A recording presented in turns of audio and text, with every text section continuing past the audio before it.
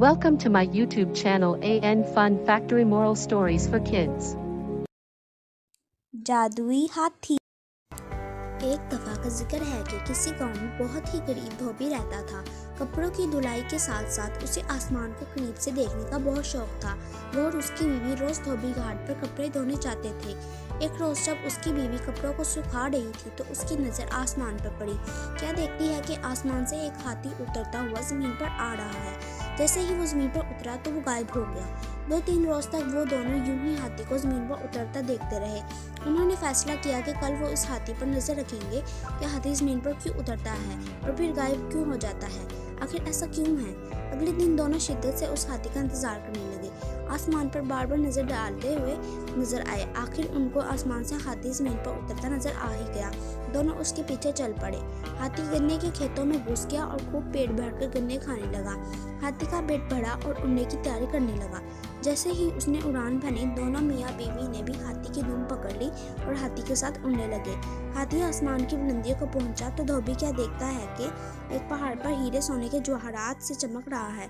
यूं लग रहा था जैसे कोई अपना खजाना यहाँ छोड़कर भूल गया है। दोनों मियाँ बीवी की आंखें खुली की खुली रह गई। आखिर हाथी पहाड़ पर उतर गया। दोनों मियाँ बीवी भागकर सोने पर टूट पड़े और ज़्यादा से ज़्यादा सोना इकट्ठा करने की कोशिश करने लगे। रात के बढ़ते हुए अंधेरे से परेशान होने लगे। उन्होंने सोचा कि सुबह होते ही वो हाथी की धुन पकड़कर जमीन पर उतर जाएंगे। आखिर सुबह हुई और वैसा ही किया। जमीन पर उतरे और अपने घर की तरफ रवाना हो गए। एक गरीब धोबी जो रोज बरोज अमीर होता जा रहा था, उसको देखकर सारा गांव हैरान और परेशान हो गया कि अचानक ऐसा क्या हुआ कि धोबी इतना अमीर हो गया है। गाँव के लोग धोबी के पास आए और उसके यूं अचानक अमीर होने का राज पूछने लगे। धोबी उनको कुछ ना बताता। एक दिन धोबी किसी काम से शहर से बाहर निकल गया। इस बात का फायदा उठाते हुए उसकी हमसाई धोबन के पास आई और बातों बातों में खजाने का राज खुलवा लिया। रात को जब धोबी वापस आया, धोबन ने सारा माजरा बताया। धोबी को अपनी बीवी पर बहुत गुस्सा आया, मगर अब बात हाथ से निकल चुकी थी। सुबह सारा गांव धोबी से मदद मांगने आगे आया कि उनके साथ खेतों में चले और हाथी के साथ खजाने तक पहुंचाने में उनकी मदद करे।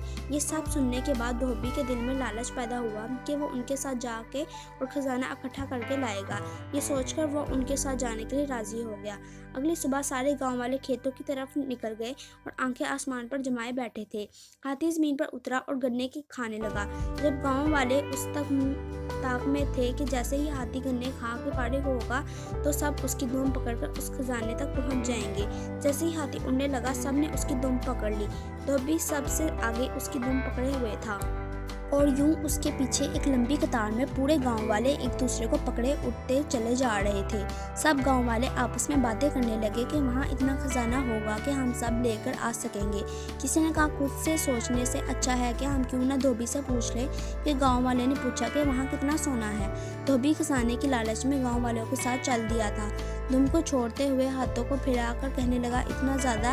ये कहने की देर थी कि सबके सब जमीन पर गिर पड़े और हाथी मजे से आसमान में अपनी उड़ान भरने लगा और गांव वालों को उनकी लालच की सजा मिल गई।